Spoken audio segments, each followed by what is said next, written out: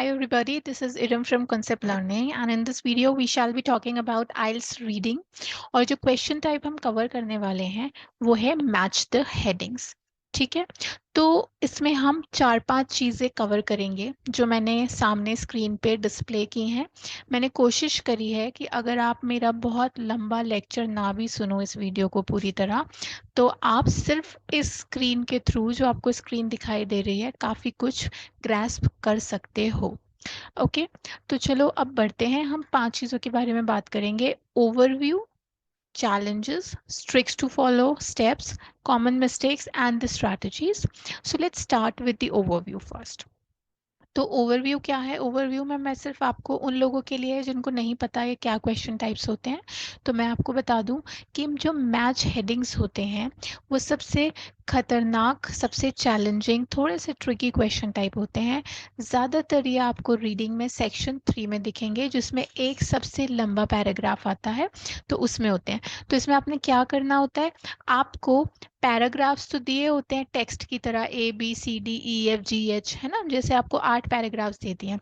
उन पैराग्राफ्स के साथ आपको कुछ क्वेश्चन के तौर पर हेडिंग्स दी जाती हैं। तो अब आपने क्या करना है, आपने मैच करना है कि कौन सी हेडिंग किस पैराग्राफ को सिंबलाइज कर रही है। That's it. ठीक है, उसके बाद प्रॉब्लम क्या है, अब इसमें हम पहले चैलेंजेस पढ़ते हैं। सॉरी, मेरी हेडिंग की स्पेलिंग थोड़ी सी गलत हो गई है, यहाँ पे ए बी आएगा। ओके, सो अब अगर हम चैलेंजेस की बात करें तो क्या चैलेंजेस हैं इसमें? स्टूडेंट्स इन सब चीज़ों को फेस करते हैं। सबसे पहली प्रॉब्लम होती है कि there are more headings than the paragraphs to confuse you. इसका मतलब ये है कि आपके जितने पैराग्राफ्स होंगे हेडिंग्स उनसे ज़्यादा होंगी। फॉर एग्जाम्पल, अगर हमारे ABC सिर्फ 3 पैराग्राफ हैं तो जो हेडिंग है वो कम से कम 5 होंगी आपको कंफ्यूज करने के लिए। अगर 3 पैराग्राफ्स हैं, 3 ही हेडिंग है तो बड़ा सिंपल हो गया। जैसे A का 2 हो गया, B का 1 हो गया, तो ऑफकोर्स C वाला ढूंढना ही नहीं पड़ेगा आपको, क्योंकि जो बचेगा वही इसका आंसर होगा। लेकिन ऐसा स्कूल में हुआ करता था, अगर आपको याद हो मैच हेडिंग वाला। इसमें ऐसा नहीं होता, इसमें हेडिंग से ज़्यादा पैराग्राफ्स होते हैं, सो दैट लास्ट क्वेश्चन तक भी आप कंफ्यूज रहो कि अब इनमें से कौन सा आपका आंसर है। उससे भी खतरनाक प्रॉब्लम ये होती है कि कुछ कभी कभी ऐसे होता है कि दो जो हेडिंग्स होती हैं जो हमें क्वेश्चन में गिवन होती हैं वो एक दूसरे से काफ़ी सिमिलर होती हैं, और वो इतनी सिमिलर होती हैं कि हम उनमें डिफ्रेंशिएट करना हमें बहुत मुश्किल लगता है, एंड इसलिए स्टूडेंट्स का कभी कभी ये गलत हो जाता है। और एक और प्रॉब्लम जो हमेशा से चलती आ रही है आइल्स में, चाहे लिसनिंग कर लो चाहे रीडिंग कर लो, वो ये है कि हमेशा जो आंसर है मोस्ट ऑफ द टाइम वो सिनोनिम्स या पैराफ्रेजिंग के थ्रू दिया होता है, सीधा सीधा आंसर नहीं मिलेगा। ऐसा नहीं है कि हेडिंग में एक आपको वर्ड दे दिया, वही सेम वर्ड आपका अंदर आपको टेक्स्ट में मिल गया और आपने मैच कर दिया। It's not that easy. इतना ईजी होता तो ये क्वेश्चन टाइप सबके सही हुआ करते, लेकिन ये सही इसीलिए नहीं होते हैं क्योंकि सब कुछ सिनोनिम एंड पैराफ्रेजिंग में होता है, और ये इतना ट्रिकी होता है, ये सब चीज़ें होती हैं इसमें। इसलिए दिक्कत ये है कि ये क्वेश्चन टाइप ओवरऑल बहुत टाइम कंज्यूमिंग होता है, इसमें हमें बहुत ज़्यादा टाइम लग जाता है। तो प्लीज़ कोशिश कीजिएगा कि आपके जो फर्स्ट 2 सेक्शंस हैं वो आप जितनी जल्दी कर सकें कर लें, सो दैट हमें पता है आगे हमारे मैच हेडिंग्स आने हैं, वक्त ज़्यादा लगना है, हम उसमें अपना वक्त दे सकें। पहले हम बात करते हैं कॉमन मिस्टेक्स की। ये वो मिस्टेक्स हैं जो कुछ स्टूडेंट्स करते हैं पर अब आपने नहीं करनी। सो जब भी क्या कुछ स्टूडेंट्स क्या करते हैं कि वर्ड्स ऑफ टेक्स्ट को एज आंसर लिख देते हैं। ऐसा कुछ नहीं है, प्लीज़ इसके लिए आपने इंस्ट्रक्शंस अच्छे से पढ़ने हैं। इंस्ट्रक्शंस में गिवन होगा आपने आंसर कैसे लिखने हैं, या तो ABCD करके लिखने हैं, या 1 2 करके लिखने हैं, या कैपिटल AB लिखने हैं, वो आप बताएंगे। मेरे कुछ स्टूडेंट्स शुरू शुरू में जब आए थे वो वर्ड्स टेक्स्ट के फर्स्ट लाइन लिख देते थे पैरा के आगे। दैट्स वेरी रॉन्ग, वो सारा कट जाएगा। भले ही आपने सही हेडिंग लिखी होगी, लेकिन हमें पूरी हेडिंग नहीं चाहिए, हमें सिर्फ ये सीरियल नंबर चाहिए, तो वो आपको इंस्ट्रक्शंस बताएंगे। इसीलिए ये जो थर्ड वाला है ये मैंने जान के लिखा है यहाँ कि स्टूडेंट्स इंस्ट्रक्शंस नहीं पढ़ते। आपने ये मिस्टेक नहीं करनी, इंस्ट्रक्शंस में काफ़ी इंपॉर्टेंट आपकी इंफॉर्मेशन गिवन होती है।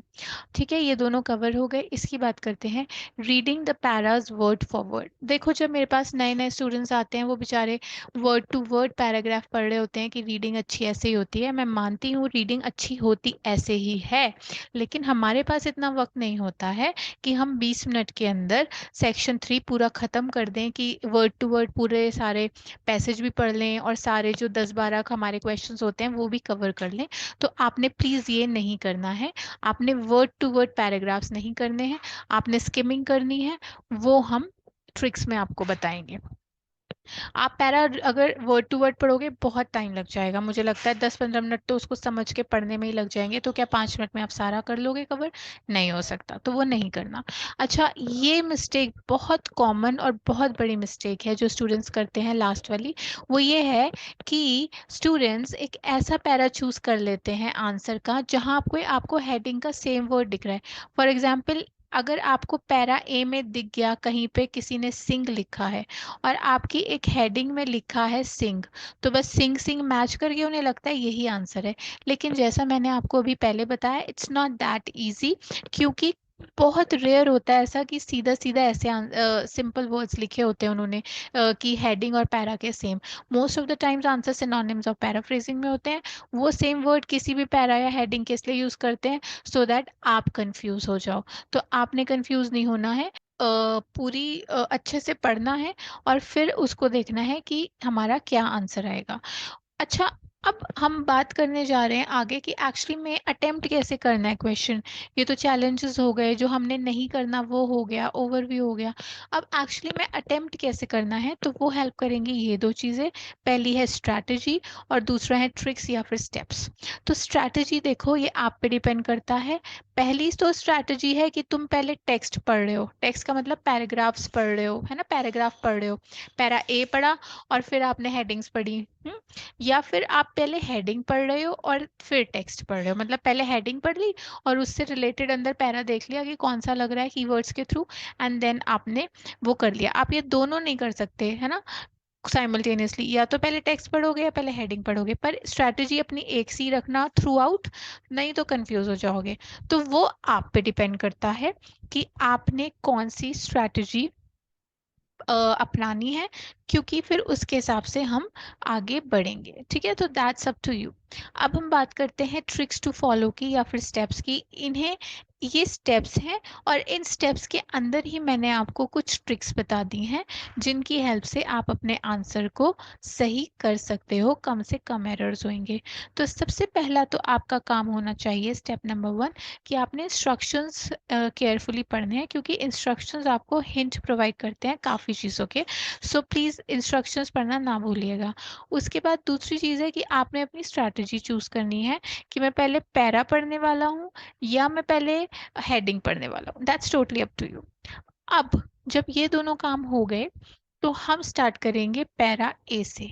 ओके, जो मेरी स्ट्रैटेजी है, मेरी होती है कि मैं पहले पैरा पढूं, टेक्स्ट पढूं और फिर हेडिंग्स पढूं। ठीक है, मेरी फर्स्ट वाली आपकी कोई सी भी हो सकती है, मैं उस हिसाब से आपको बता रही हूँ, आप अपने हिसाब से इसको कस्टमाइज कर लेना। तो जैसे कि हम पैरा ए से स्टार्ट किया, तो अब नेक्स्ट चीज़ क्या है कि हमने पैरा ए को वर्ड टू वर्ड नहीं पढ़ना, एक एक उसका वर्ड नहीं पढ़ना है, वैसे बहुत टाइम लगेगा। हमने उसको स्किम करना है। स्किमिंग एंड स्कैनिंग की टेक्निक मैं आपको पहले भी बता चुकी हूँ, मैं ऊपर लिंक भी दे रही हूँ, आप उसमें इसको देख सकते हैं कि स्किमिंग एक्चुअली होती क्या है डिटेल में। लेकिन जो स्किमिंग होती है, मैं आपको अगर अभी बताऊँ तो क्या होता है, स्किमिंग का मतलब होता है ऊपर ऊपर से पढ़ना। ठीक है, ऊपर ऊपर से पढ़ लो एक आइडिया लेने के लिए, और स्किम करके try to extract the main idea of para A, कि पैरा ए कहना क्या चाह रहा है। आपने बस ये क्वेश्चन पूछना है कि ये क्या कहना चाह रहा है ये पैराग्राफ मुझसे। अगर आपके पास टाइम है, अगर प्रैक्टिस कर करके आपकी स्पीड इतनी अच्छी हो गई है कि आप उसको कहीं पेन डाउन कर सकते हो, तो कर लो, write it on a paper, otherwise keep it in your mind. It again it's totally up to you. उसके बाद जब वो समरी एक आपकी निकल के आ जाएगी कि ये क्या कहना चाह रहा है, इसका आंसर क्या होगा, जो आपने समरी निकाली है उसकी समरी जिससे भी मैच करेगी हेडिंग से, वो आपका आंसर होगा। अब हमेशा ये बात याद रखना मैच करते वक्त कि आप आइडियाज मैच कर रहे हैं, वर्ड्स नहीं मैच कर रहे। जैसे मैंने यहाँ पे एग्जाम्पल दिया था कि अगर पैरा ए में कहीं पे सिंग लिखा है और अगर किसी हेडिंग में भी सिंग लिखा है, तो इसका मतलब ये नहीं है कि पैरा ए का आंसर ये वाली हेडिंग है। सिंग और सिंग दोनों में है, तो जरूरी नहीं है ये दोनों एक दूसरे के आंसर से। हम एक्चुअली वर्ड्स नहीं मैच कर रहे, हम आइडियाज मैच कर रहे हैं। Please, this is the most important trick जो आपने ध्यान में रखनी है।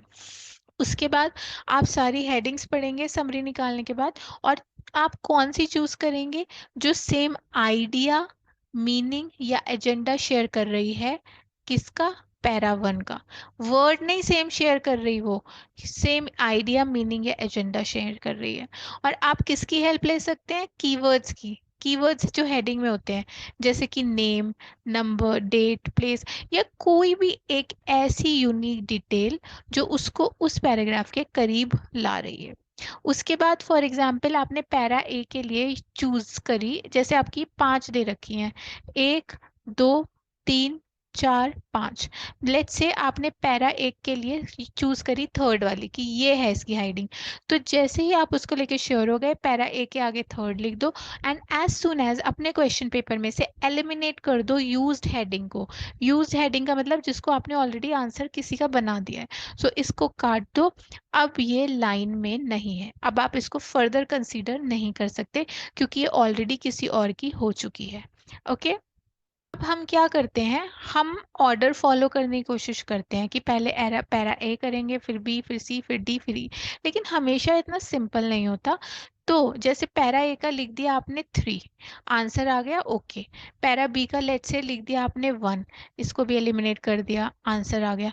अब जब आप पैरा सी कर रहे हो, आपको समझ ही नहीं आ रहा, समझ ही नहीं आ रहा क्या करना है, तो इसमें अटके नहीं रहना है। If you are not sure about any para, just move forward, आगे बढ़ जाओ।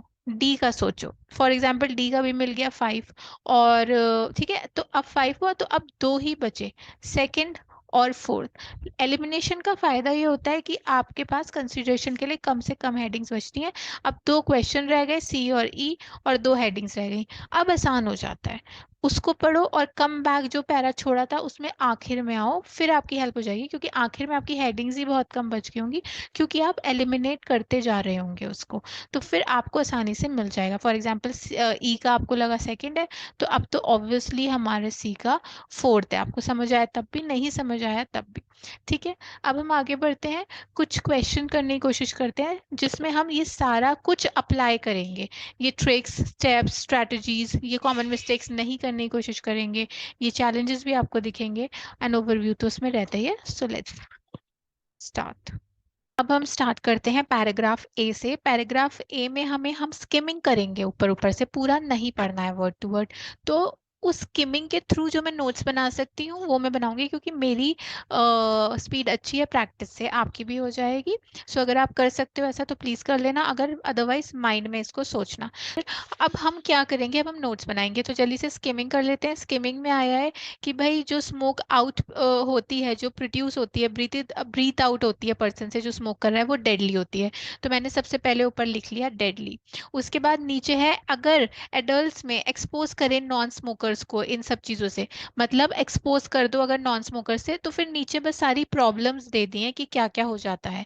तो मेरी समरी क्या निकल के आई है, मेरी समरी निकल के आई है कि बेड फॉर हेल्थ तो है ही, क्योंकि ऊपर लिखा है डेडली है, और उसके बाद नीचे लिखा है कि नॉन स्मोकर्स को भी प्रॉब्लम होती है, of all age group. Age group का मतलब, क्योंकि हमने बहुत सारी यहाँ पे दे रखे हैं एजेस, चिल्ड्रन दे रखी हैं, विमेन दे रखे हैं, एडल्ट्स दे रखे हैं, सब दे रखे हैं, तो ऑल एज ग्रुप। ये मैंने अपनी समरी लाइन बनाई है। अब अपनी इस समरी लाइन से अगर मैं सारी हेडिंग्स से मैच करूं, ठीक है, जो कि हमारा प्रोसेस होता है, तो the health effect of smoking, of course ये आंसर निकल के आ रहा है, इसको नीचे लिख लेंगे। The dangers of second hand smoking, हाँ ये भी आ रहा है। लेकिन उसके बाद अगर आप नीचे नीचे जाते रहेंगे थर्ड से नाइन्थ में, तो कोई भी हेडिंग एज सच इसको मैच नहीं कर रही है। स्मोकिंग के बारे में बात हुई है फर्स्ट पैरा में, एडिक्शन के बारे में नहीं हुई है, ट्रीटमेंट के बारे में नहीं हुई है, रिसर्च के बारे में एज सच कोई बात नहीं हुई है, हिस्ट्री कोई नहीं बताई है टोबैको की, हेल्प कैसे करनी है समवन की ऐसे नहीं बताया है, बैन करना है पब्लिक स्पेस कुछ बताया, ग्लोबल इनिशिएटिव नहीं नहीं बताया। तो जैसे कि मैंने आपको चैलेंजेस में बताया था, कोई सी 2 हेडिंग्स काफी सिमिलर होंगी और आपको बहुत प्रॉब्लम देंगी, तो वो सेम हेडिंग्स हैं 1 एंड 2, जिसमें दोनों में ही हमें बताया है हेल्थ इफेक्ट्स या डेंजर। अब भाई हेल्थ इफेक्ट्स क्या है, अगर आप यहाँ पे लिखेंगे तो हेल्थ इफेक्ट्स और डेंजर दोनों एक ही चीज है, लेकिन अगर आप गौर से देखेंगे तो अब मैंने कहा था कि जो हेडलाइन है उसके कीवर्ड आपकी हेल्प कर सकेंगे। सो हेडलाइन के कीवर्ड अब आपकी हेल्प कैसे कर रहे हैं, हेडलाइन में आपको गिवन है हेल्थ हेल्थ इफेक्ट और डेंजर, स्मोकिंग दोनों में गिवन है, हेल्थ इफेक्ट यहाँ लिख लिया, डेंजर यहाँ लिख लिया। अगर यहाँ पे हमने नोट्स में देखा था डेडली लिखा है, डेडली ज्यादा है थ्रेट से रिलेटेड, डेडली मतलब खतरनाक, हेल्थ इफेक्ट्स फिर भी इतने खतरनाक नहीं लग रहे हैं, लेकिन डेंजर वर्ड से लग रहा है कि हाँ deadly, danger is equal to deadly is equal to खतरनाक, एक तो ये मैच कर रहा है। दूसरी चीज अगर आप देखेंगे तो है सेकेंड हैंड स्मोकिंग, ये बहुत बड़ा फैक्टर है, ये बहुत बड़ा कीवर्ड है, second hand smoking. Second hand smoking मतलब किसको कहते हैं सेकेंड हैंड, फर्स्ट हैंड का मतलब जो हम खुद स्मोक करते हैं, सेकेंड हैंड मतलब जो स्मोक नहीं कर रहे हैं उन तक भी पहुंचाते हैं, दैट मीन्स नॉन स्मोकर्स की बात कर रहे हैं। मैंने आपको पहले ही बताया था आंसर हमारा सिनोनिम और पैराफ्रेजिंग में दिया होगा, यहाँ पे सिनोनिम यूज किया है नॉन स्मोकर का, सेकेंड हैंड स्मोकिंग। तो मेनली हेल्थ इफेक्ट्स की बात हुई है, लेकिन मेनली बात ये हुई है कि अगर नॉन स्मोकर्स को, अगर हम इसको एक एक दूसरे से कनेक्ट करें तो नॉन स्मोकर्स पे क्या इफेक्ट होते हैं। सो जो डेंजर्स नॉन स्मोकर्स को होते हैं that mean second hand smoking के होते हैं, वो इसमें बात की गई है, देयरफॉर हमारा पैरा ए का आंसर होएगा second, the dangers of second hand smoking. अब हम बात करते हैं पैरा बी की, पैरा बी को स्किम करते हैं जल्दी जल्दी से। सबसे ऊपर मुझे दिखाई दे रहा है इन 2006 the surgeon general concluded, okay, उसके बाद नीचे भी दिखाई दे रहा है बीच में in 2009 the WHO international agency for research on cancer reiterated these findings, मतलब थोड़ी बहुत रिसर्च तो हुई है, तो सबसे पहले मैं अपने नोट्स में रिसर्च लिख दूंगी। उसके बाद बीच में इन्होंने बात करा है, पहले बात करी है कि क्या सेपरेट जो एरियाज हैं वो हेल्प नहीं करेंगे, वो मैंने यहाँ लिख दिए। फिर नीचे लिखा है कि कंप्लीटली एलिमिनेटिंग विल हेल्प, वो मैंने यहाँ लिख दिया। और सबसे लास्ट में हमारा लिखा है दैट 90% रिस्क जो है पब्लिक सेटिंग में जैसे कि बार में वो कम हो गया है अगर वहां पे कंप्लीटली बैन कर दिया है। तो ये 3 चीजें मैंने निकाली हैं। सो ये हमारी सारे नोट्स निकल के आए हैं, इतना मैं फिगर आउट कर पाई हूँ।